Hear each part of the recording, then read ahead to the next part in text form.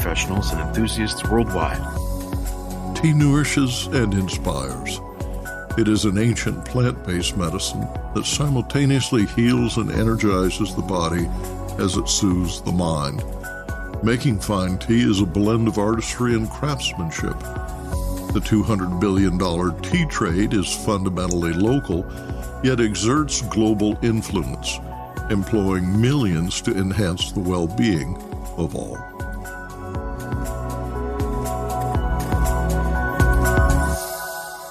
Hello, everyone. Here are this week's headlines.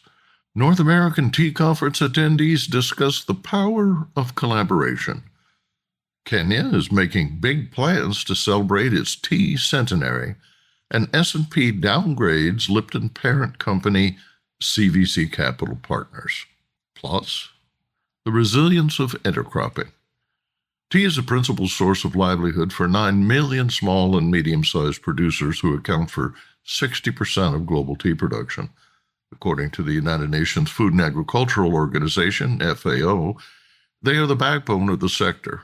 But cultivating only tea is not sustainable, according to the International Institute for Sustainable Development. Quote, tea is extremely vulnerable to climate-related events, so it is vital to promote measures such as planting drought and stress-resistant cultivars, diversifying production, and intercropping tea, end quote.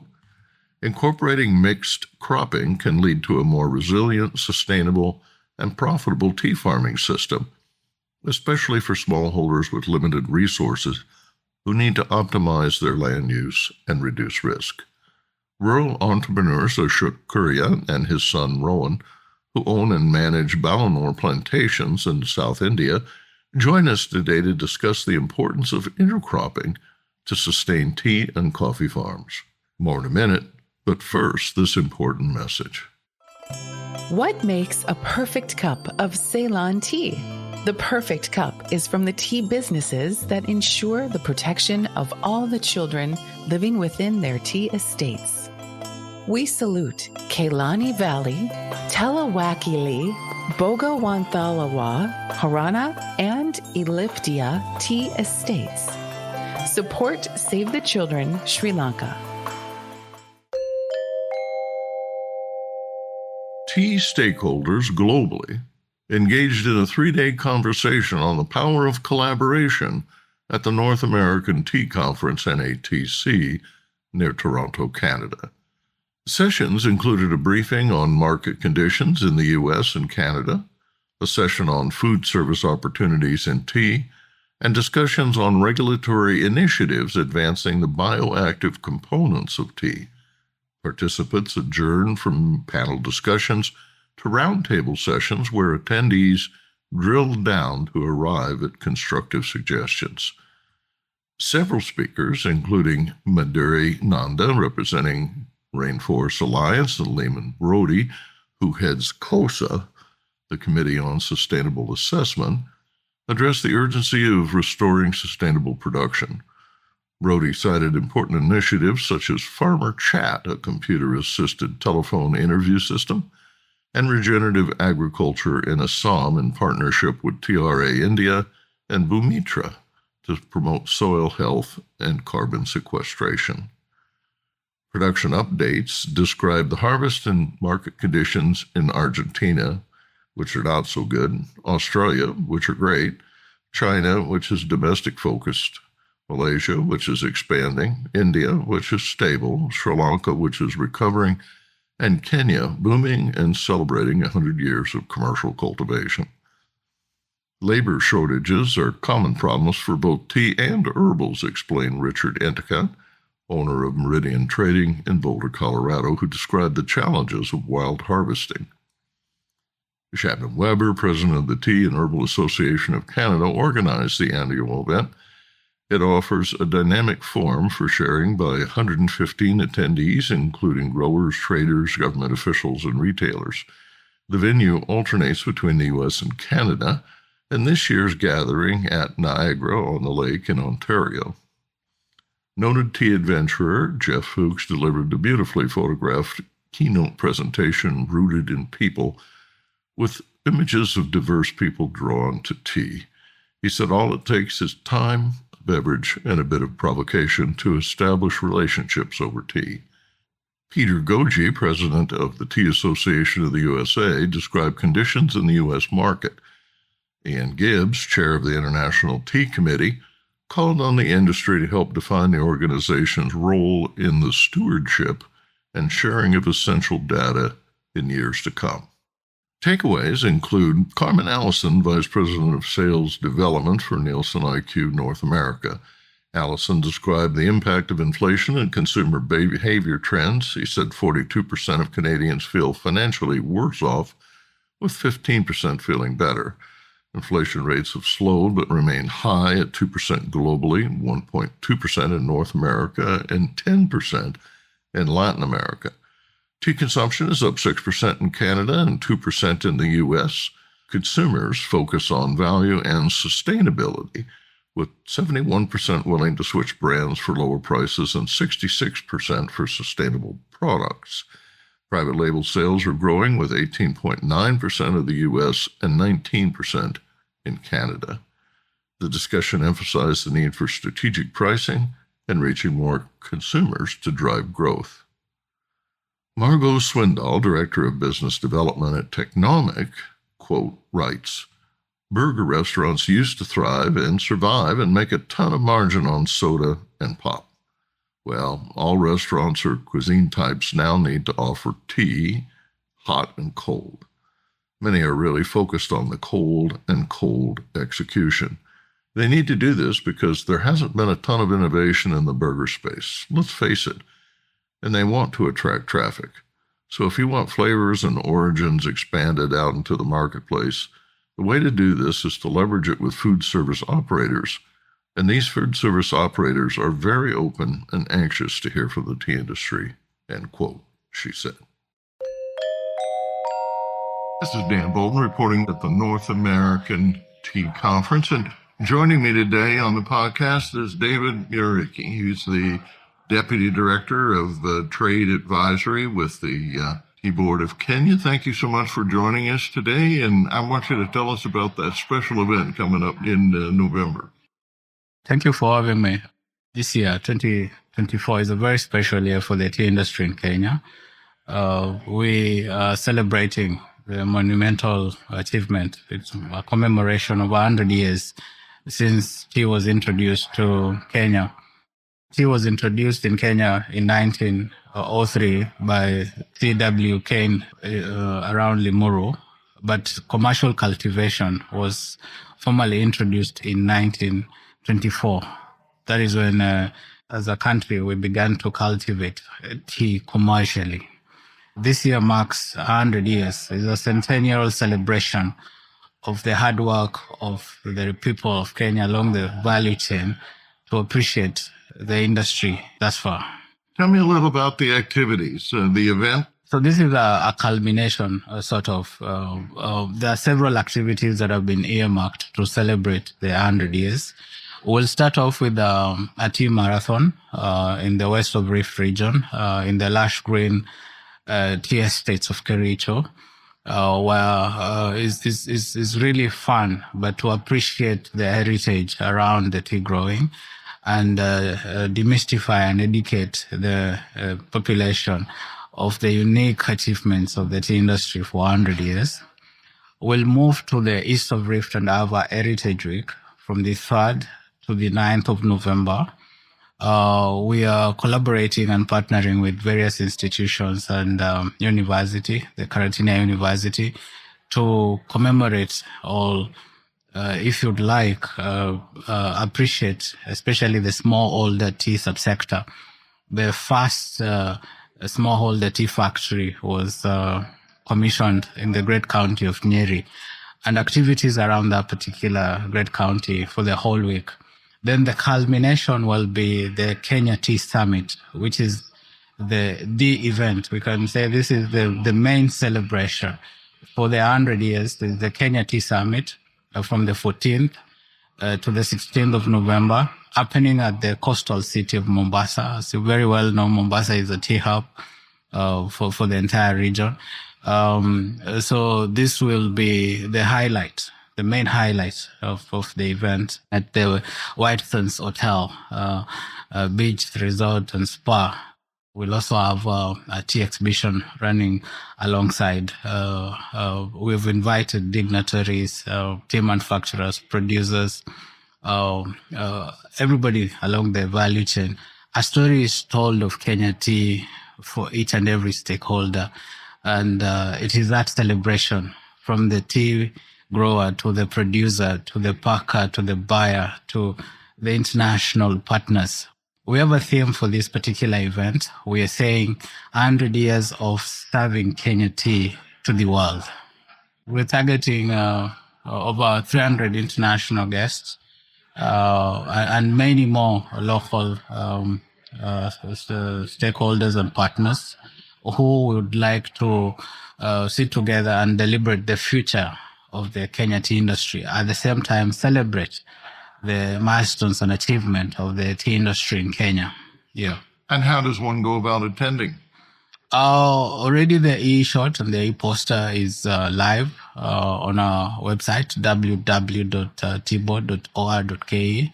There's a live link where you can now click and register to the various events that I've enumerated, starting with the marathon to the Heritage Week, and finally to the Kenya Tea Summit, which is the highlight event of the Kenya Centenary 100 years celebrations. It's quite user-friendly, very interactive, and you'll be done within a minute. Yeah, everything is online. Thank you so much for joining us today. Thank you. It's an exciting event. Thank you. I hope to see you in Mombasa for the 14th to the 16th of November. As we say, karibu sana. Kenya hakuna matata. Thank you again. Thank you, asante. Financial ratings firm Standard & Poor's cited financial weakness at Lipton Tea and Infusions in downgrading parent company CVC Capital Partners. S&P wrote, quote, within the recently revised company guidance for full year 2024, the group anticipates a year-on-year decline in net sales and negative reported free cash flow of 200 to 250 million euros. That's about 225 to 280 million US dollars. Lipton has experienced sizable operating pressures and volume decline, down 16.4% in 2023 and down 10.3% in the first half of 2024, excluding tea estates that were sold in the first quarter of 2024.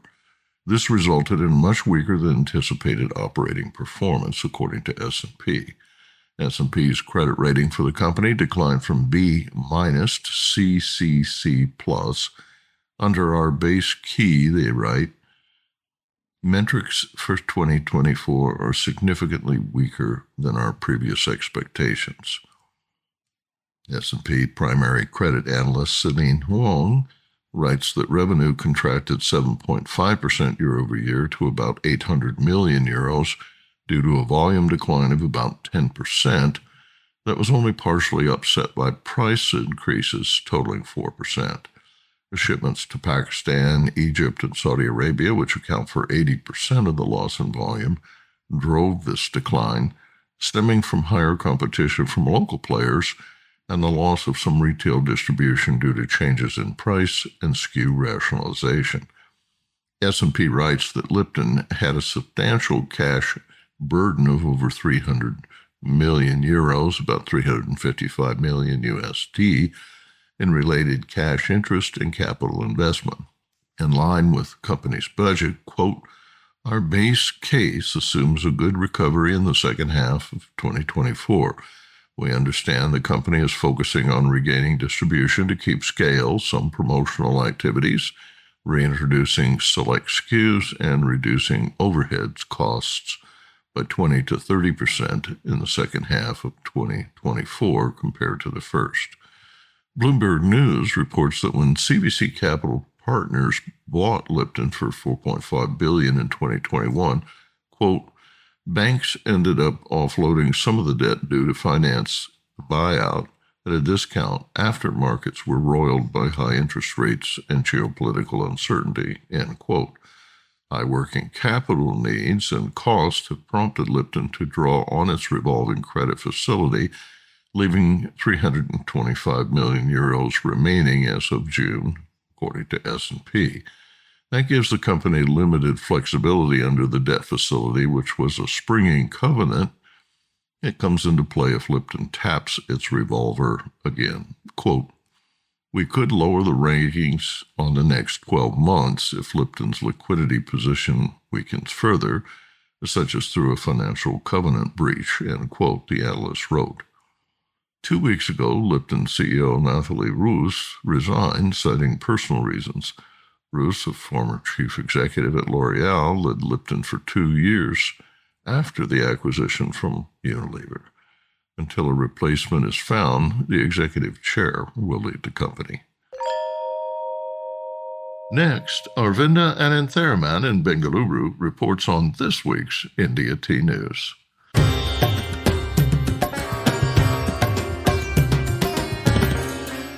India Tea News for the week ending 27th September 2024. The bonus talks in North Bengal have finally concluded. The trade unions had asked for 19% as a bonus, have accepted 16%, taking cognizance of the distressed situation that most estates are facing.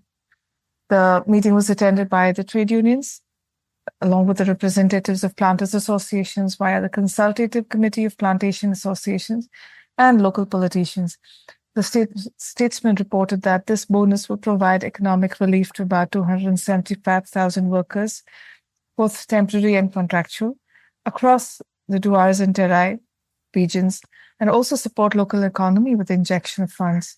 And the bonus is slated to be dispersed before 28th September.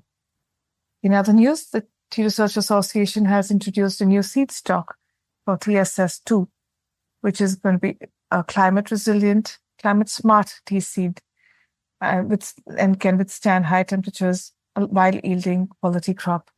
Extreme heat has been impacting tea production in Assam and North Bengal, the two largest tea-producing regions in the country. And this prolonged heat dries soil and causes excess stress on the plants, reducing production of new leaf. So this new seed stock is quite welcome. The TRA also recently introduced microbial formulations developed to reduce excessive reliance on pesticides, and these formulations have been approved by the Central Insecticides Board. And lastly, coming on the back of National Chai Day, there's news that award-winning actor and stand-up comedian Hasan Minhaj has decided to invest in the New York-based Kolkata Chai Co. The company was founded by two brothers, Aryan and Anisa Nyal, to serve chai and raise more awareness of this Indian staple. And Hasan Minhaj joins the duo as investor and business partner.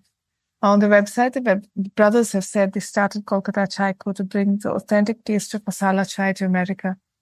And with Minhaj joining them, it looks like the humble chai is finally getting its moment in the sun. And now, a word from our sponsor. Hi, I'm Nish. I grew up in an organic tea farm and founded Nepal Tea Collective in 2016.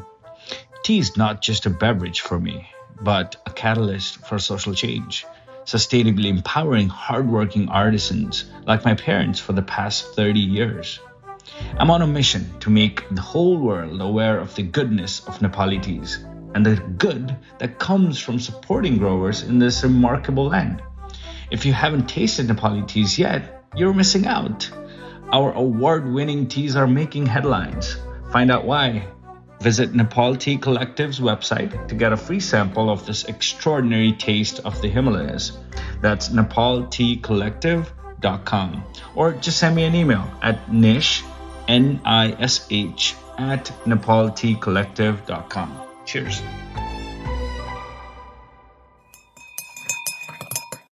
Tea is a principal source of livelihood for 9 million small and medium-sized producers who account for 60% of global tea production. According to the United Nations Food and Agricultural Organization, they are the backbone of the sector. But cultivating only tea is not sustainable. According to the International Institute for Sustainable Development, quote, tea is extremely vulnerable to climate-related events, so it is vital to promote measures such as planting drought and stress-tolerant cultivars, diversifying production, and intercropping tea. end quote. Incorporating mixed cropping can lead to a more resilient, sustainable, and profitable tea farming system, especially for smallholders with limited resources who need to optimize their land use and reduce risk. Rural entrepreneurs Ashok Kariyan and his son Rohan, who own and manage Balanoor Plantations in South India, join us today to discuss the importance of intercropping to sustainable tea and coffee farms.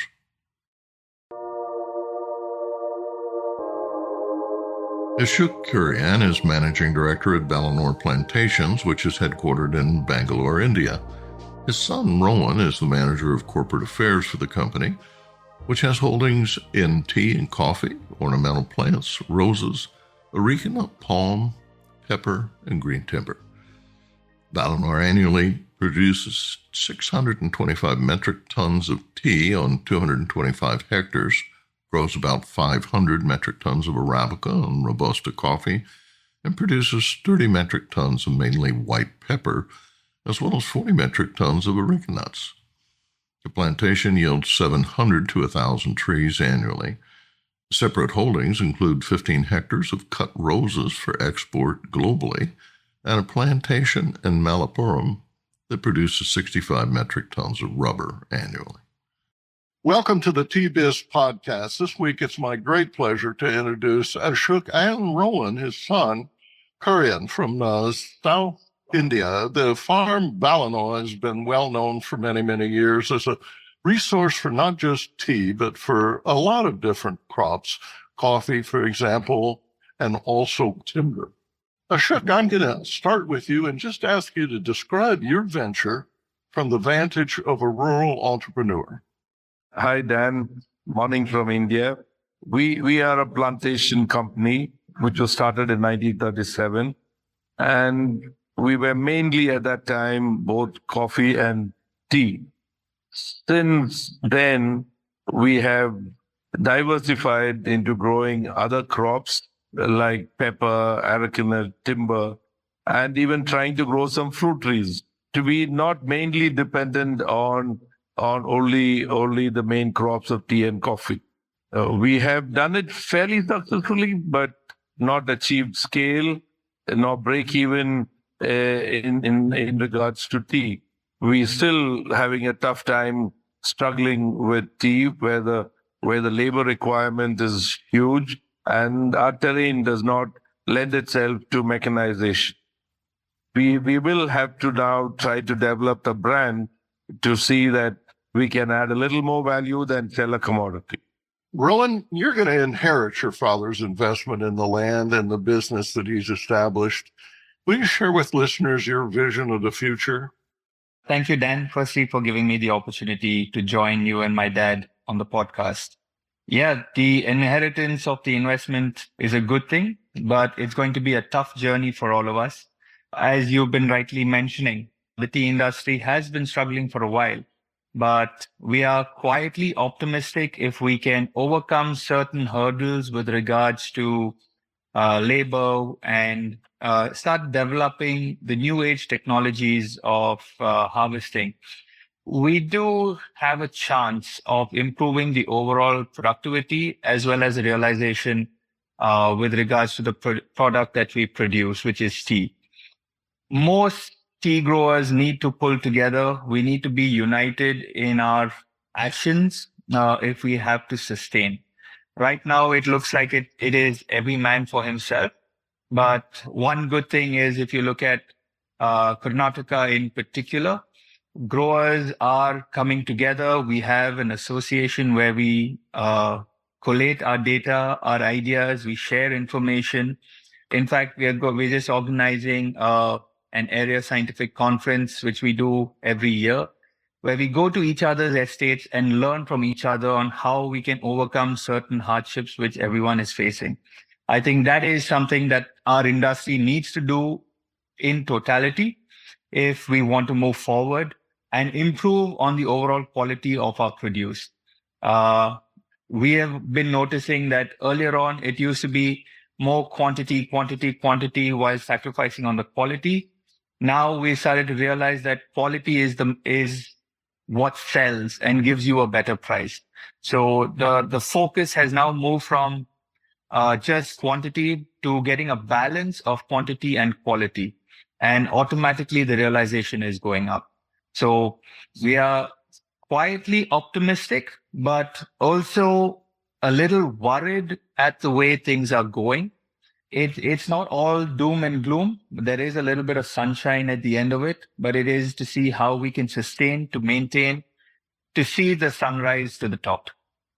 I love to hear you say that. The voice of the future are the folks who are young and energetic now and viewing the business as something that is worth their time and effort. And you see in so much of the world, the next generation simply abandons tea. At one point, tea and coffee were pretty much everything you did.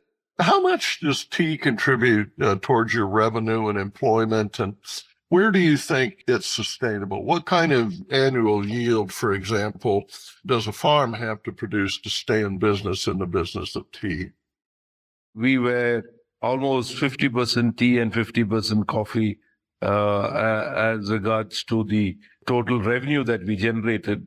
But acreage-wise, coffee is bigger than tea. And productivity-wise, tea produces more kgs per acre compared to coffee. But that's purely because of the yield tea has, because it's harvested throughout the year. The turnover does not really matter as far as agriculture is concerned. It all depends on your profitability per acre and the price per kilo that we have. And when it comes to labor deployment, our almost 60% of our labor is deployed in tea. It's a daily crop. It has to be harvested every 18 days. And mostly ours is semi-manual, using shears or motorized shears. From 2002 onwards, tea has been losing money and is being sustained by our other crops like coffee, pepper, arecanut, and timber that we grow. Turnover right now is about 15 crores Indian rupees, but turnover, like I said, is not an important factor. It's only what profit you make per kilo of produce that you grow. Rohan, what's the most promising technology you see emerging? In India, though we have 1.8 billion people, the biggest issue that we face is a labor shortage. Nobody wants to work on a tea estate. It's been a constant struggle for us to get a uniform labor force to work with us year in and year out. We have moved on to mechanical harvesting machines, single man operated machines where the worker is able to harvest easily double of what a shear harvester is able to do. It is a struggle for us because we are unable to convince the labor to use this machine. Tea's just not generating a lot of revenue, and the economy in Europe slowing down, and just some very traditional ups and downs. There's way too much tea in the market from Africa, for example. What advice would you give fellow growers in the business who are contemplating or are currently involved in multi-cropping? We originally thought about our business as only a beverage company, tea and coffee. We shifted from that, and my advice to farmers, small, not the large ones, is to consider yourself as an owner of the land. And you will find that there are portions of your estate which are not suitable for tea or coffee, but suitable for other crops. In India, what we've noticed is because of the terrain that we have started planting those areas with a little more density of shade trees, because timber will become a very, very valuable asset. Because with EU making under the EUDR saying that you can't have more timber cut from forest areas, so we will be at an advantage to have timber grown in your coffee and tea estates and getting more revenue out of it. Each one has to develop his or her own advantage of the land that they have. For us, it is very clear that it will be timber, it will be pepper, both are compatible with each other. In valleys where the water flows off from the estate, we would plant arecanut. We are not able to diversify into a large area of fruit trees because our land laws don't permit us to convert anything other than the crops which we are permitted to grow. So there is, as long as you don't get wedded to a single crop and say, we grew coffee in this land, we will continue to grow coffee, then you're limiting your opportunity. But coffee with fruit will be an ideal situation because this kind of prices for coffee will not sustain for a long time. And as far as tea is concerned, it will be our own estate has got 550 acres of tea land, which if I reduce it down to 375 acres, will produce the same quantum of leaf, but can get some other income from the remaining 140 acres, which will be viable to grow fruit trees, and labor requirement for those harvesting of fruit trees or cultivating will be much less than what we require for tea. Ultimately, there is scope for land. It all depends on the rules of your country or your state. And that's why, and also whether you have the money to diversify before you get swamped by the unviability of a single monocrop.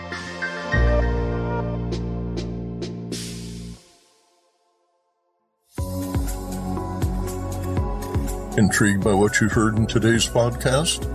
Would you like to learn more from our global network of Tea-Biz journalists and tea experts?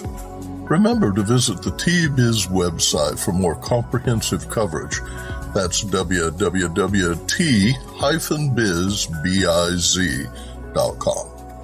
Thanks for listening. Farewell till next week.